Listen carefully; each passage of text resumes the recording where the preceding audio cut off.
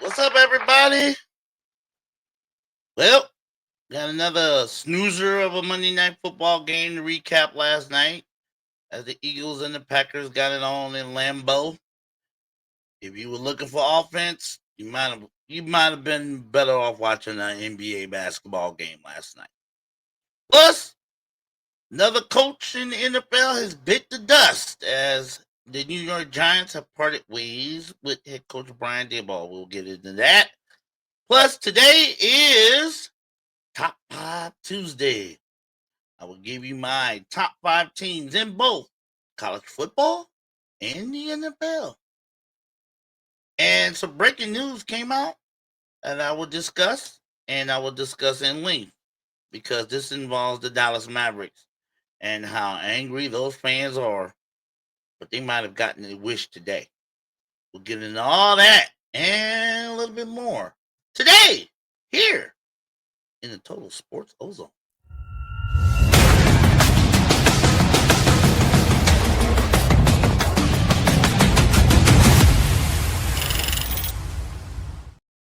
Big O with the big mouth coming at you on a Veterans Day, Tuesday, November 11th. And before I get into anything, I want to say thank you to all the veterans and active duty military, retirees, and their families. I am a veteran myself, so I know the sacrifice, I know the hard work that goes into it, and I know everything y'all going through, both the good and the bad. I am proud to say I'm a veteran of the United States Army, and I have a lot of family members that are too. May not be the Army, but they've been in the military. They're either still in or they're retired. So thank you, and God bless to all the veterans and military service members and their families around the world. Thank you for your service. Now, let's get into the game last night. The Eagles and the Green Bay Packers. Yeah, it was kind of hard to stay awake on this one. I mean, there was no scoring in the first half. It was just a back and forth affair. But neither team could generate any much offense at all in the first half. Didn't generate much in the second half. But the Eagles, with their staunch defense, came away with enough plays on offense and on defense to eke out a 10-7 victory in Green Bay.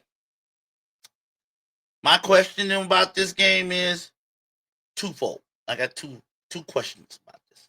One, with the Eagles offense pretty much being up and down from week to week, do you trust the Eagles in the NFC to repeat, to go back to the Super Bowl with that offense being a little, let's just say, quirky? I mean, they got the weapons, no doubt about that. Jalen Hurts, Juan Barkley, AJ Brown, they have the weapons. Goddard on the at the tight end. They have the weapons to be an explosive offense. So what's wrong? What's happening with them? I mean, for the most part, last night the offense looked a little bit disjointed. It looked like they weren't nobody, not Saquon Barkley, not Jalen Hurts, not the coaching staff. Nobody was on the same page for most of last night. They got on the same page when they needed to with Jalen Hurts with that big touchdown pass to AJ Brown. Yes, they got on the right path when they needed to. Jalen Hurts throwing that big touchdown pass to Devontae Smith. But for the most part, it just looked disjointed to me for most of the night. I mean, they didn't run the ball. Saquon Barkley, he only ran for 60 yards on 22 carries, but the Green Bay defense had him bottled up most of the night. Jalen Hurts, not the greatest. He didn't get sacked. He didn't turn the ball over. It just looked like his passes were either short or overthrown. He only finished with 183 yards, 1 touchdown. So, those numbers are like so-so for a team that has so many weapons with it. Those numbers are a little pedestrian. And the Eagles in the NFC, trust me, you in the NFC, your numbers at the quarterback position can't be pedestrian. They got to be like road runner numbers, like me, because you got to deal with so many teams with great offenses now. The Detroit Lions, the LA Rams, the Seattle Seahawks. You got so many teams in the NFC that got great offenses. If you come in with the pedestrian offense, I don't know if that's going to get it. The Eagles defense, I don't know if it was a product. This goes into my second question. What's wrong with Jordan Love? The last couple of weeks, he hasn't thrown a touchdown pass. He hasn't. Last couple of weeks. Is it the play calling? I don't know. Is it the play calling? Is it the fact that he doesn't have that go-to weapon at wide receiver that all quarterbacks need? That one go-to weapon. I believe, this is what I believe.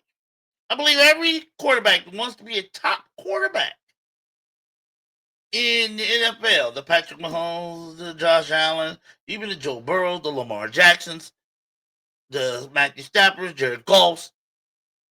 All these quarterbacks have 2 types of receivers on their team. One, they have that go-to deep threat. That one receiver that can burn a defense deep. And when I mean deep, I mean 40 yards or more. The second receiver they have is a possession receiver. One who can keep those chains going. On 3rd and 4, 3rd and 6. That possession receiver. All great teams, whether it be a slot receiver or a tight end. All the greats have those 2 things. The Green Bay Packers don't have that. They have Jordan Love. I don't know if it was because they sold the farm to get Micah Parsons, which is why they didn't do absolutely a thing at the trade deadline to help Jordan Love. They could have got Shaheed, right? Shaheed. They could have got him. They didn't. I guess they were under the impression that when they made that trade to get Micah Parsons, that they were so sold, the management and front office of the Green Bay Packers, they were sold on Jordan Love being the man and he having enough weapons around him to take the Packers to the next level in the playoffs. I'm not sure if that's the case right now. I'm not sure. It's straight up.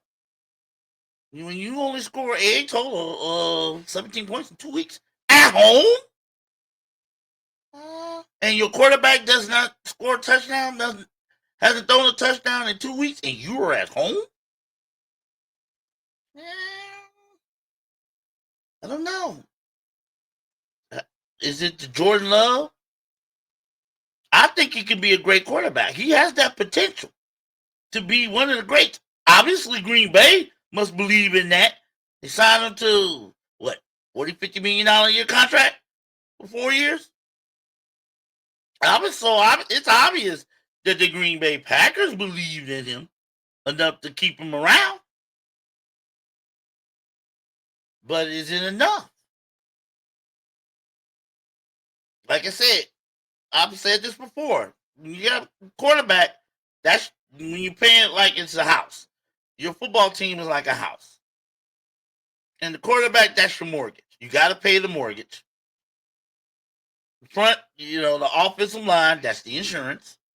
Make sure your house stays upright.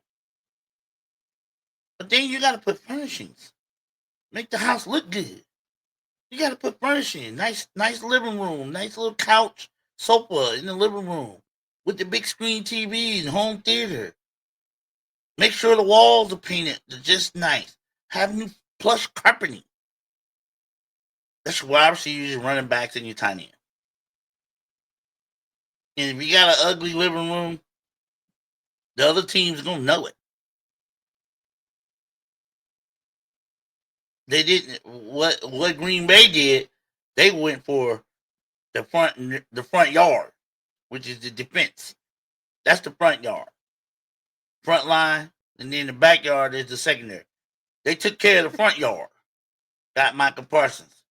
But what about the interior of the house? Right now, the interior house looks a little bit shaky. That's just what I'm saying. That's what I'm seeing. For the last 2 weeks, it's looked shaky. Green Bay has dropped the last 2 games at home. And right now, they're in a big-time dogfight in the NFC North. The Chicago, Detroit, they're all about a half a game ahead of Green Bay Packers. And Green Bay still got to play Detroit. And I believe they got to play both those teams in front of them at least one more time.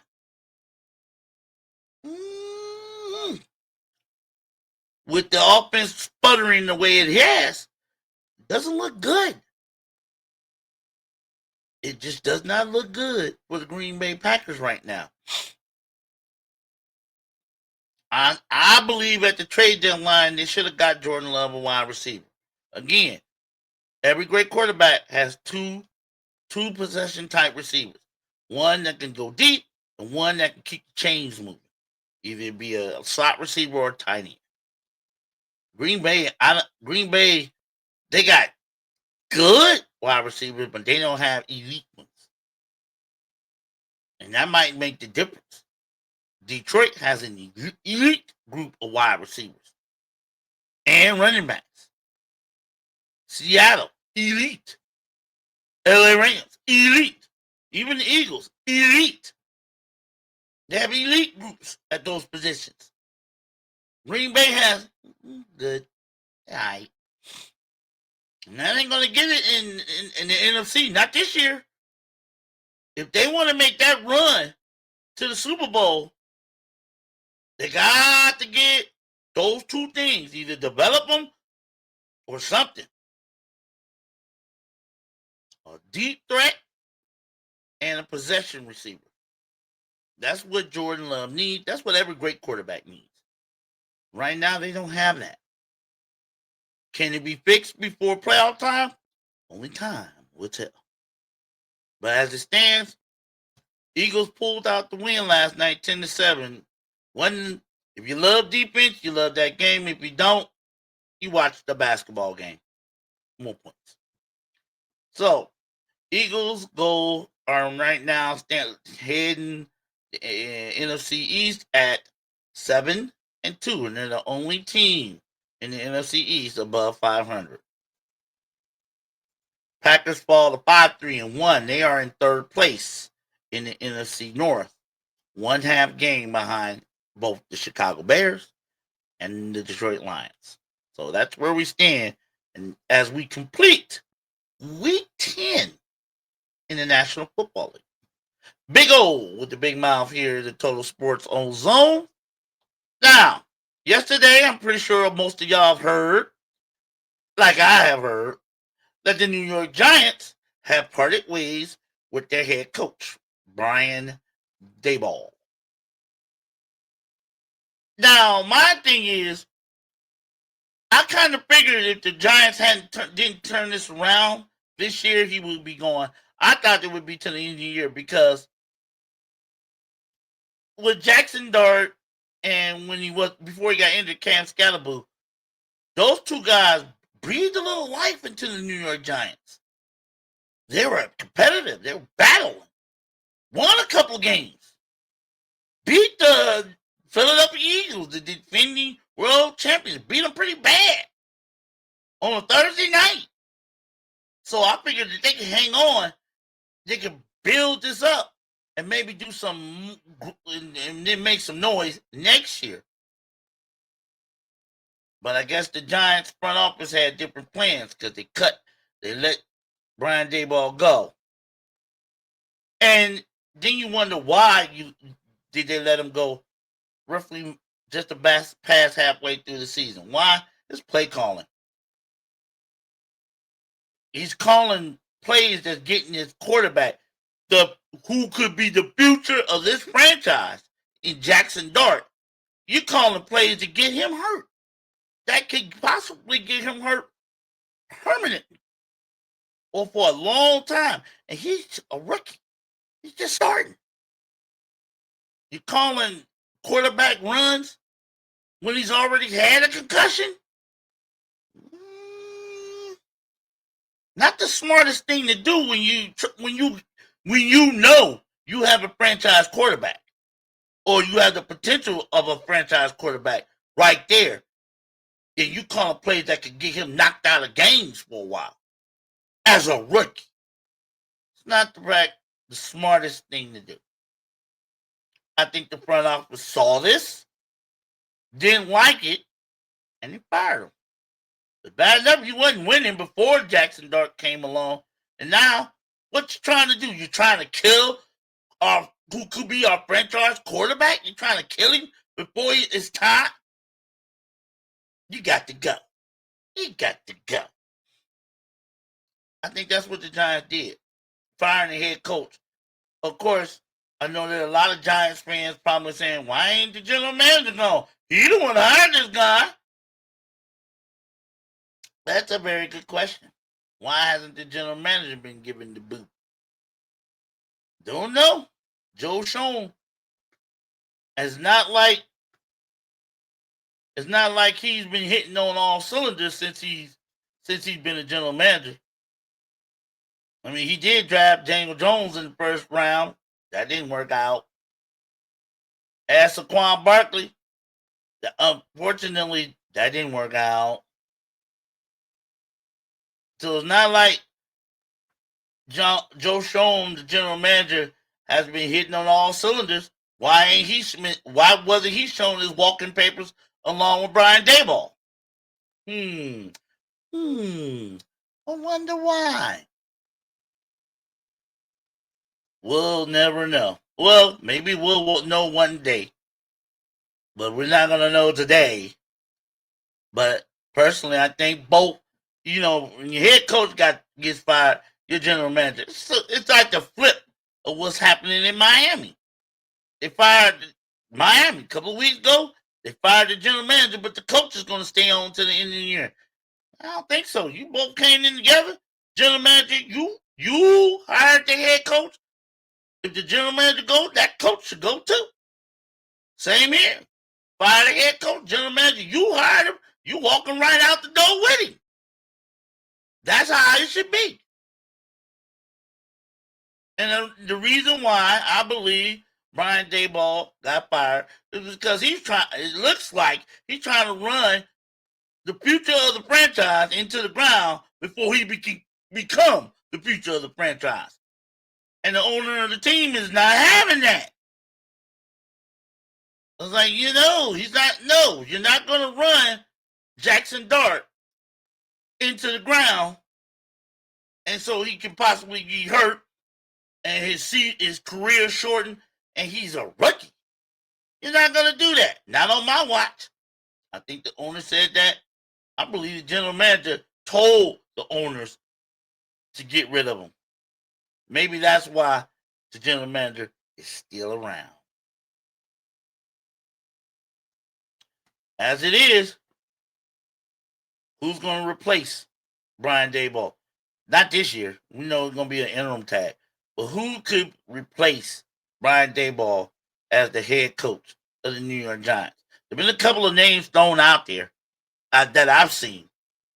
I've seen on First Take this morning, I seen the name thrown out there, Brian Flores.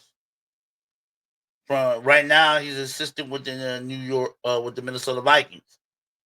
I know there's been a little flack about a lawsuit or whatever.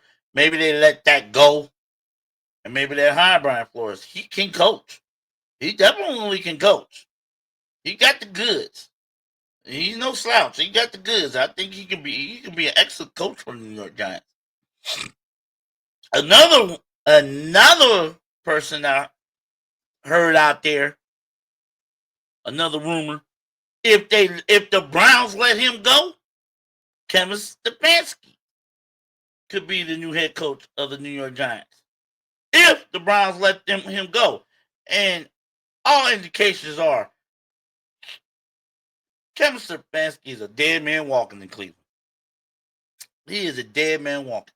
Fans want him fired. The local media want him fired, saying he got to go. He's a walking dead man in Cleveland. Kevin Stefanski. I mean, it will take the miracle of all miracles for him to be the head coach of the Cleveland Browns in 2026.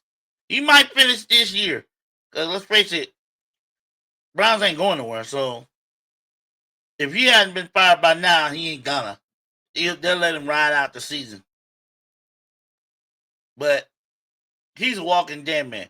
But his name has come up by certain people from ESPN, who I will not name. But his name has come up as a possible candidate to replace Brian Daboll in New York. I'm scratching my head on that one. I mean, he ain't done well with quarterbacks in Cleveland. What makes you think he's going to do well with this one? I'm just saying. He's supposed to be the quarterback whisperer. He ain't done well with quarterbacks in Cleveland. There's only one quarterback he had any half-ass success with, and that was Joe Flacco when he pulled him off the couch, and Baker Mayfield when he left Baker Mayfield alone. Those two are now gone. These other quarterbacks he's had, Deshaun Watson, Jacoby Brissett. Now we have what the other guys, DTR. Now we got Dylan Gabriel and Shadur Sanders, who's basically just wasting away on the bench. He's hadn't had no success with none of them. None of the others. So I don't know about Kevin Stefanski being the new head coach of the Giants. I can see him being a quarterback coach, even offensive coordinator. But as head coach, after you didn't do much of anything in the last couple of years in Cleveland, it's a weird. The rumors out there, but I wouldn't buy it. That would be a hard pass for me. I want somebody who can prove that they can win, prove that they know how to coach both offense and defense.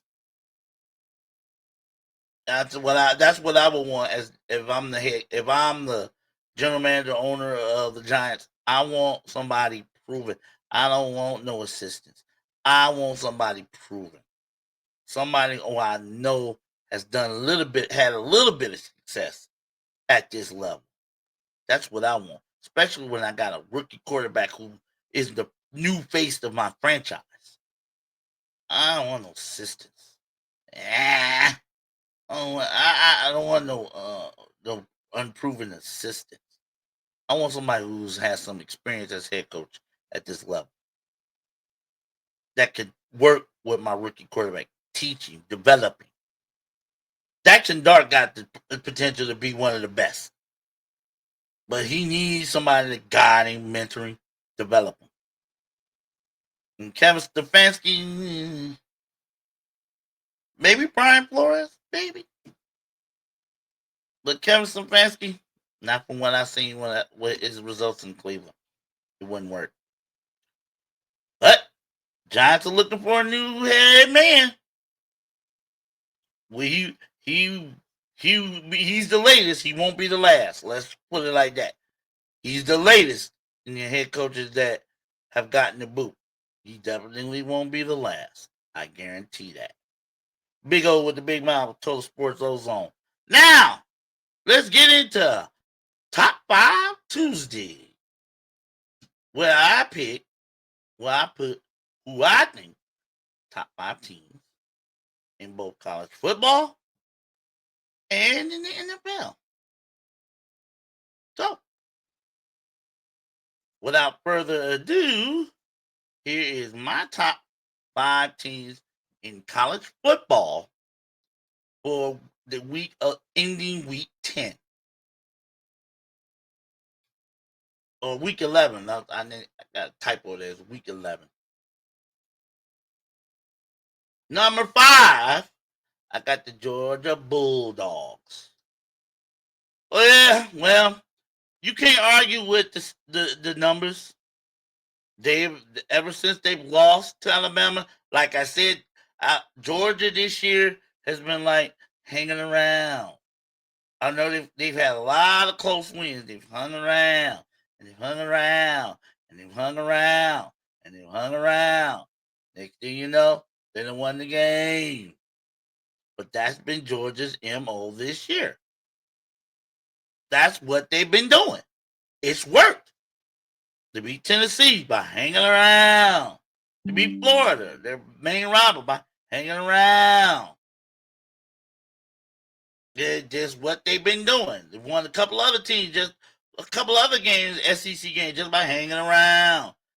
They start off slow, make it lure you into a false sense of security, thinking, "Oh, we might get them." Did it to Ole Miss. Ole Miss for 3 quarters was handling business in Sanford, in between the hedges, in Sanford Stadium against the Bulldogs, and then bow. You let them hang around. They hung around. Next thing you know, you look up the scoreboard, they didn't winning the game. Now you ain't got no time left to do anything. They done won the game. I think it's what they do. Call them the cardiac dogs this year. But that's the way they've been winning. Hey, what can you say? It's working. 8-1. It's working. Now, they got a big test this week. This week when they taking on the Texas Longhorns. Will they do that? Hang around, hang around. Will that work this time? We'll see. But I got Georgia as my top in my number 5. Number 4, I'm gonna stay with Alabama. They haven't lost. Let's say they haven't lost since they took that L against Florida State in week 1. They've looked strong. You can't deny the stats, the facts. They looked really strong. And beating 4 ranked SEC teams in a row before a bye week. That's saying something. I'm saying more than something. That's saying, oh, we even forgot about that first game. That first game was an anomaly.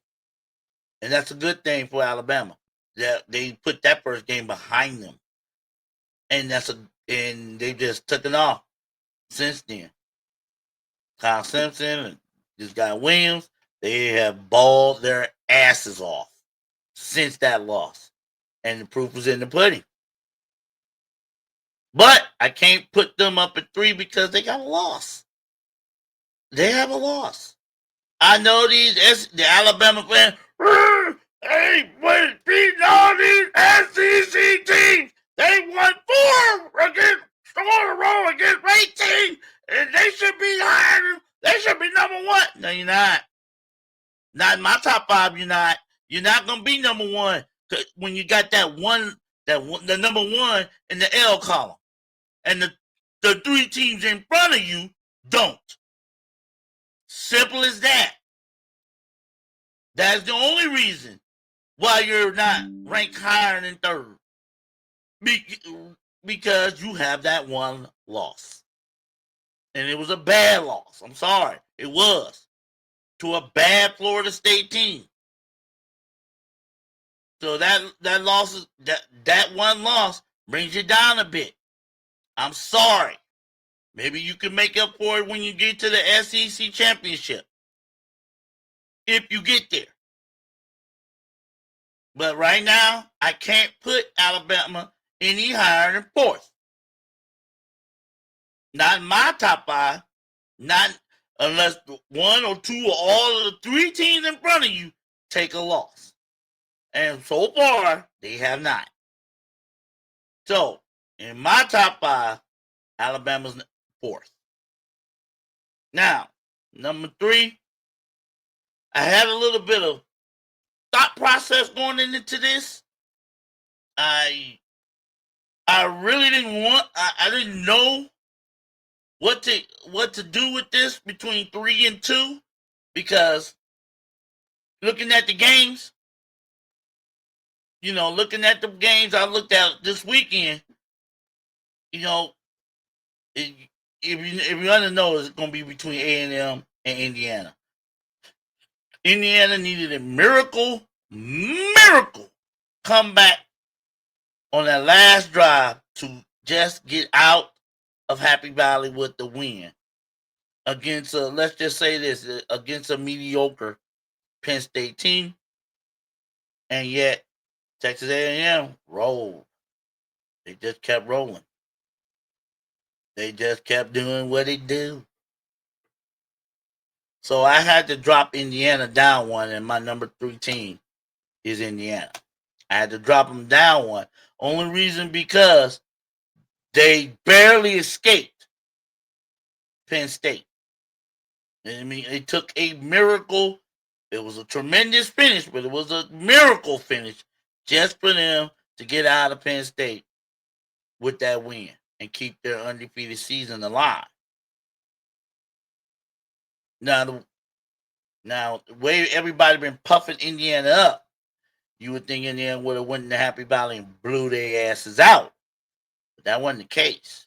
It was looking like the case until Penn State said, "We done had enough of this shit." And they now don't get me wrong, Penn State has talent. They don't know what to do with that talent, which is why James Franklin got fired. Even they had lost 5 straight games in conference play.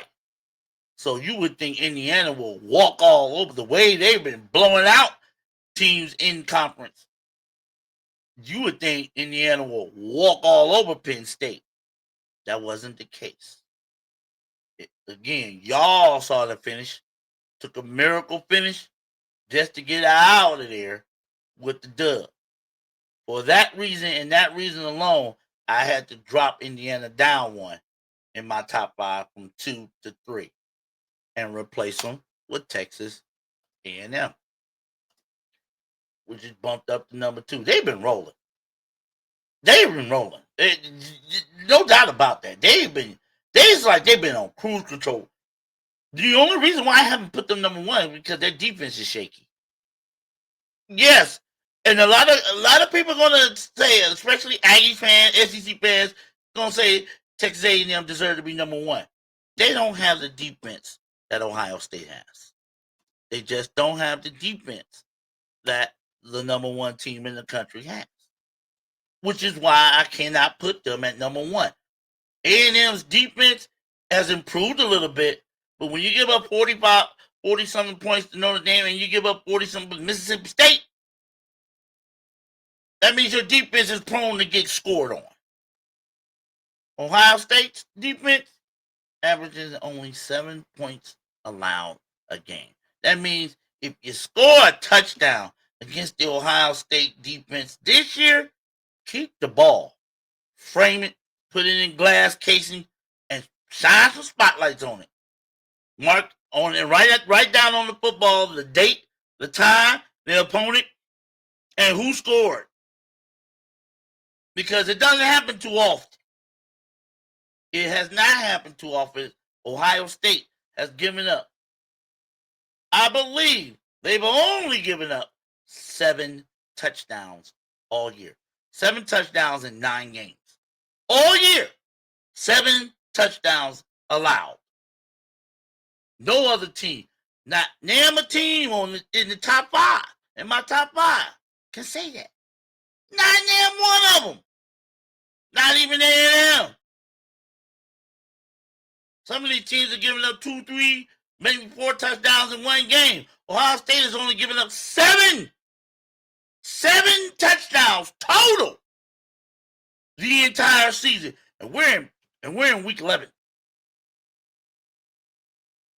Ohio State has 3 games left. Indiana has 2. Ohio State's giving up only 7 points a game.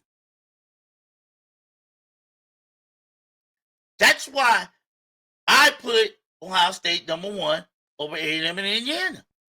They have the better defense. Maybe Indiana has a better offensive efficiency. A&M may have better offensive efficiency.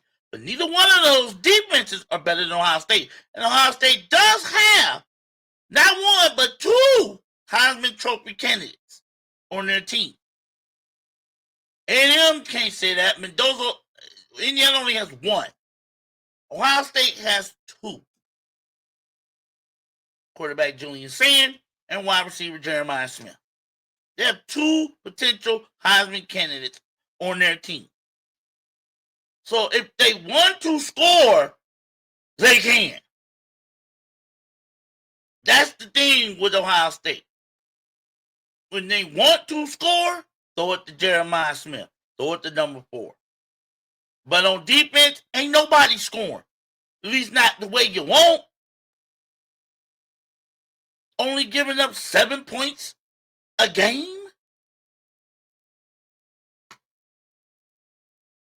The stats don't lie. These stats don't lie. And that's why I got my top 5 the way it is. Number 5, Georgia Bulldogs. Number 4, Alabama. Number 3, Indiana. Number 2, Texas A&M. And number 1 is Ohio State. You may not agree with it, but that's my top 5. If you don't agree with it, please let me know why. I would love to know why. So leave me a comment. Please like and subscribe. That is my top 5 in college football as of week 11. Had a typo there. Big O with the big mouth in the Total Sports Ozone. Now, oh yeah, let me bring up something good and off topic. Let me bring up something that I just heard about. And this is going to affect the Mavericks fans. Yeah, it's going to affect all the Mavericks fans. I just heard that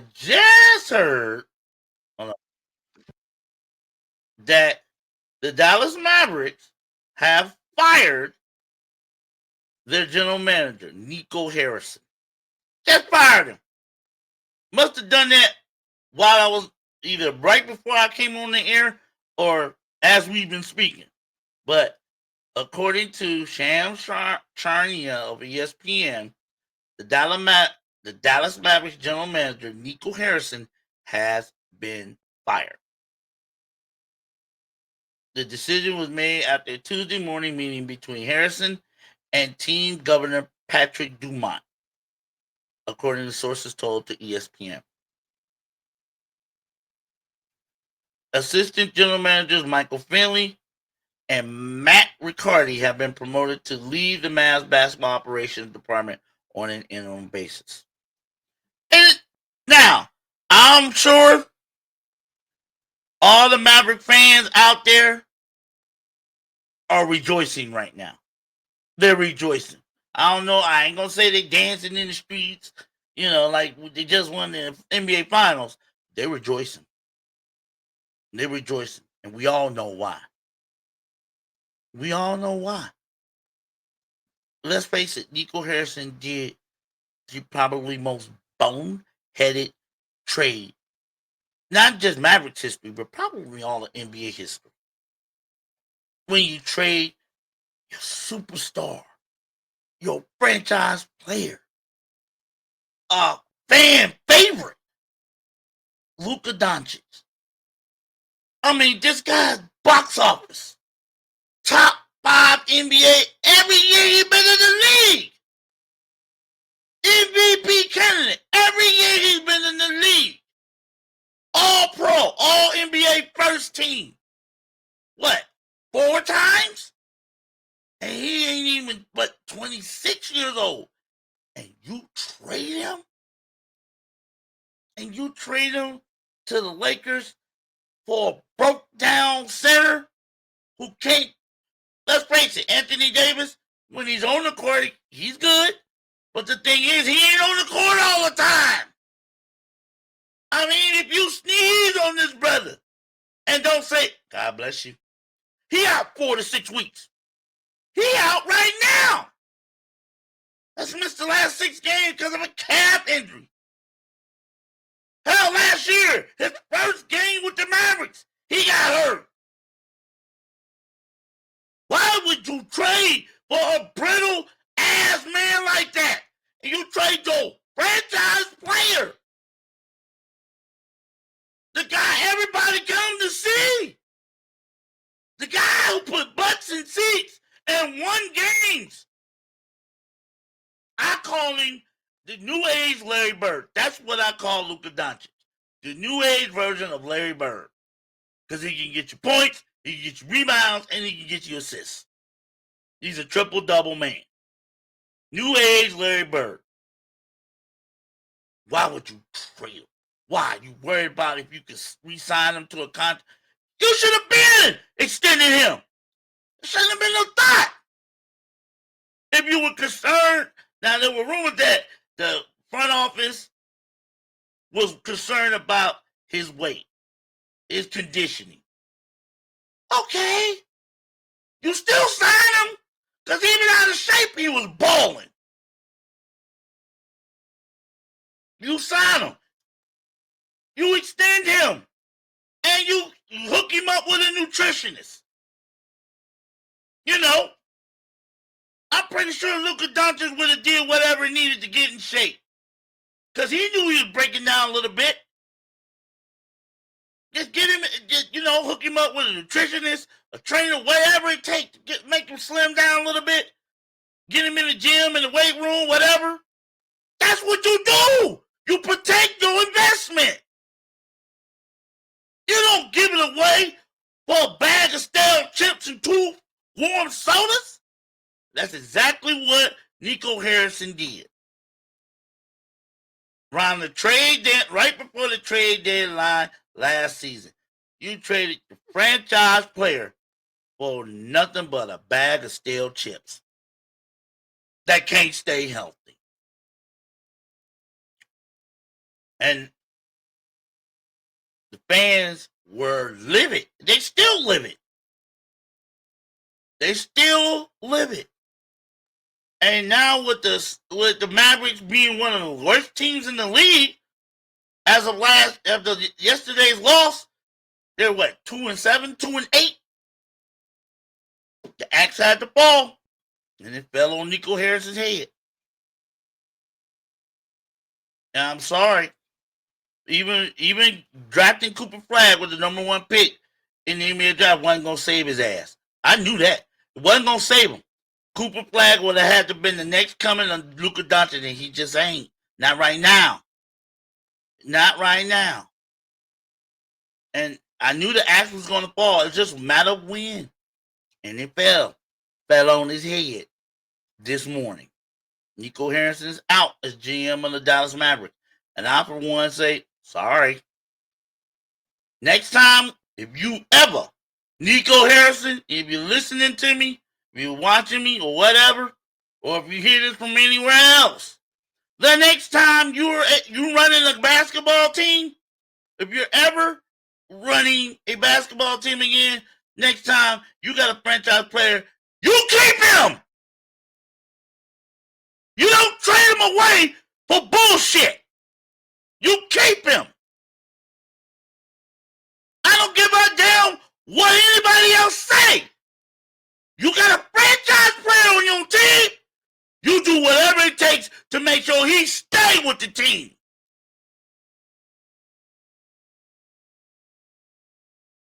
I hope you learned your lesson. Big O with the big mouth and Total Sports Ozone on. I'm sorry. I just can't stand when gentlemen do some stupid shit like that. You traded away your best player, franchise, all-pro, MVP candidate for a bag of stale chips and 2 warm sodas. Doesn't make no sense. Made no sense to me.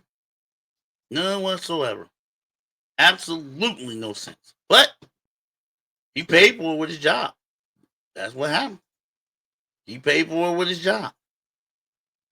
And it was bound, like I said, it was bound to happen. It was bound to happen. It was just a matter of when. It was just a matter of when. Now, let's get into my NFL top 5 teams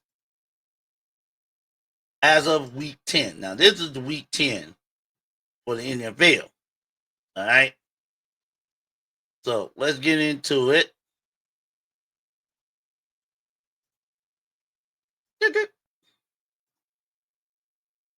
Let's get into it.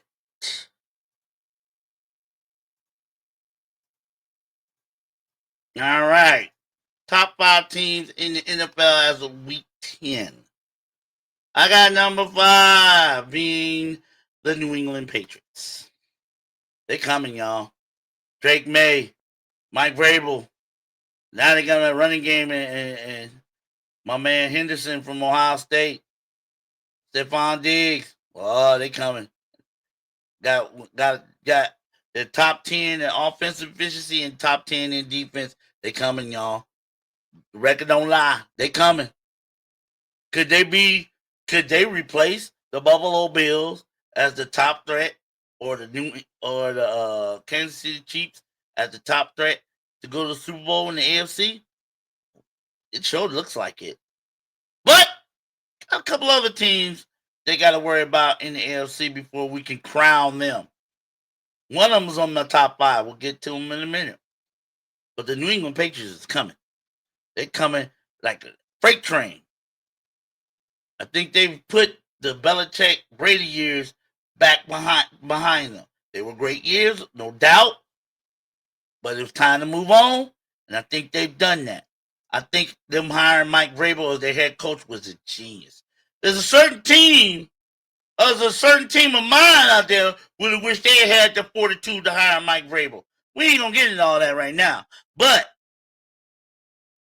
Mike Vrabel was a genius hire. Genius. He's got the Patriots balling. I mean, they're balling. It doesn't matter who the competition is. They play their game. They just went down there and picked off the Tampa Bay Bucks with Drake May. They're balling on both sides of the ball. So I had to put them in my top 5 this week. Number 4, I got the Detroit Lions as my number 4 team. What you gonna do with this offense? What can you do with this? I've been saying it week to week to week. I don't know if anybody been listening, but I've been saying the Detroit Lions has that offense to where I'm pretty sure they can go up to the other team defense or other team period and say, how do you want to lose today? Do you want us to run the ball down your throat with Jameer Gibbs and that? Or Montgomery? Or do you want us to airmail it all over the place, Tony? Well, Amon-Ra St. Brown and Laporta and the guys and Jared Goff. How do you want to lose? Last week against Washington, last week, they ran the ball. Why not? It worked. It worked. Detroit Lions. Now their defense tend to be a little wishy-washy, but I think that's because of injuries. But if their defense gets on their defense doesn't have to be world beaters. They don't have to be the number 1 defense in the league. It just got to be average. Now, if their defense steps it up to average, it's going to be a hard team to beat in the playoffs with that offense. That offense be humming. When that offense is humming, nobody can stop it. You can't stop it. I can't stop it. Not the best. I don't even think the best defense in the league can stop it when that offense is humming. That's how good the Detroit Lions are on offense. I mean, they can score literally at will. That's why I have them in my top 5. I've had them in my top 5 consistently for the past 3 weeks. And they're going to stay in there as long as they keep winning and keep putting up points like they're doing. Detroit, number 4. Now, number 3 team this week, I got the Indianapolis Colts. I think they bounced back pretty nicely from that little shell-shocking loss to Pittsburgh. They bounced back pretty nice. They're going to be all right. Indianapolis Colts. Excuse me. Jonathan Taylor.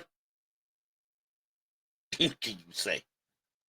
If that man does not get AFC Offensive Player of the Year, what did he do wrong? Because against Atlanta, he did no wrong. What did he have? 240 something yards rushing, 244 yards rushing, 2 touchdowns. A nice 83-yard run that left all the Falcons defense wondering, where the hell is he? He literally won that game in overtime for the Colts over there in Berlin last Sunday. And with Daniel Jones, again, like I said, Daniel Jones, he doesn't have to win the game. He just don't have to lose it.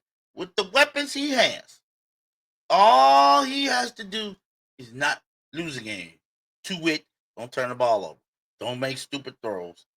Don't take dumb stacks and hang on to the ball. He doesn't have to win it. He just don't have to lose it. And the Colts are going to be right where they at. Right where they at. One of the best teams in the league. I know their record is 8-2. They're going to be right there. They're 8-2. But I got them as my number 3 team in my top 5 after week 10. So, who's the top 2? The number 2 team, we got the Seattle Seahawks. Whew. One of 2 teams in the NFL who has yet to lose on the road. I believe the other team is New England. One of the 2 teams in all the NFL that has yet to lose a road game. You gotta. And the way they dismantled the Cardinals, the Dallas Cowboys couldn't do. You have got to put the Seahawks. Everybody has to put the Seahawks in their top 5. If you don't, you're delusional. You haven't seen them play. This team has top 5, probably has a top 5 offense and defense. I have to look up the stats, but I know they're going to definitely be top 10 in both offense and defense. They don't let you score too much, and they light your ass up. Sam Darnold, Jackson Smith, and they just got Rashid Shaheed. He hasn't played for them yet. And now they're going to put him on the other side of Jackson Smith and Jigba, who, by the way, should be in the running and the leading candidate for NFC Offensive Player of the Year. The man might get 2,000 yards receiving. And if you don't have the Seattle Seahawks in your top 5, Power 5 rankings this week, either you're delusional, you're sipping the wrong flavor of Kool-Aid, or you just haven't seen this team play. This team is the real deal. And considering this is in the NFC West, where 3 of the 4 teams are over 500, the Seahawks is coming. They ain't here yet, but they're coming. And the reason why they ain't here yet is because of my number 1 team in my Power 5 this week, the Los Angeles Rams. They can do no wrong. Matthew Stafford, Chua, the running game, this team can do no wrong. Went into San Fran and made them look silly. Now, I know San Francisco's got a lot of, so what? So, the name of the game. The Rams went into San Fran and made them look silly. But see, to me, seems like the Rams play better on the road than they do at home. I don't know why. Maybe it's because SoFi Stadium, every time a Rams game is played in there, half the dang crowd is for the Rams, the other half is for the other team. So I think they play better on the road. Remember, they played San Fran already at home. They lost in overtime, I believe, or late. But they blew them out in their house. So what gives? I don't know. But I like what way I see. Matthew Stafford Well, as old as he is, just humming along. Open here, open there. He don't play favorites. You open, you getting the ball. You open down the right side, you open the ball, you getting the ball. You open over the seam in the zone, you getting the ball. He don't play favorites. That's what I like about Matthew Stafford. He doesn't zero in on just one. He got one good one, Puka Pachua, whatever his last name is. He got a great one right there. But he don't just zero in on him. He spreads the love. That's why I like the Rams. I like the Rams. I like the way they play. I like the way they play on offense. Everybody gets to eat. That's why I got them as my number one team. Their offense is just I call it the lot of love offense. Everybody getting love. Everybody. You get a little love, you gonna get a little love. You open over down there, you gonna get some love. Everybody gets love on this offense. And it just keeps humming along. Just keeps humming along. So that's my top 5 after week 10 of the NFL season. Got number 5, the New England Patriots. Number 4 will be the Detroit Lions. My number 3 team this week is the Indianapolis Colts. My number 2 team is the Seattle Seahawks. And my number 1 team is the Los Angeles Rams. What do you think? Did I do good in my top 5? Is it looking all right? Now, like what they say on First Take and Stephen A., this list is fluid. It can change. It will change. I have no doubt that I could have another top 5, or 1 or 2 teams that weren't in my top 5 before. They might be in there next week. Who knows? Or I might just have to shuffle around this top 5. There's a couple of teams that deserve to be in the top 5. I just didn't have them in there this week. The Denver Broncos, the Chargers, a couple of teams. Yeah, a couple of teams. Even the Chicago Bears. Yeah, there are a couple other teams that could have been in my top 5, but for certain reasons, I had to leave them out. Because in my eyes, in my opinion, these top 5 teams are playing better than everybody else as of right now. Now, that could always change. But what do you think? Leave me a comment. And please don't forget to like and subscribe. If you like what I'm saying, like what I'm doing, please like and subscribe. If you think of ways where I can improve my live stream, drop me a line. Let me know. Like I said before, I'll say it again. I'm just a fan, and I'm doing this for the fans. I'm not a reporter.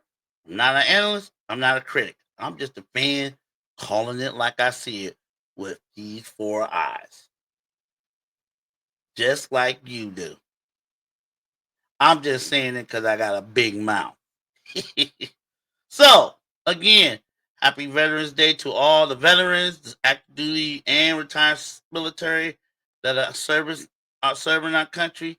I'm one of you, so I know what you're going through, and I appreciate your service.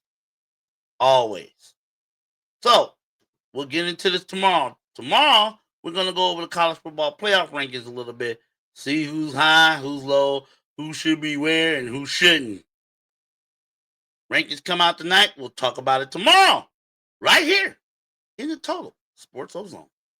Have a great Veterans Day, everybody.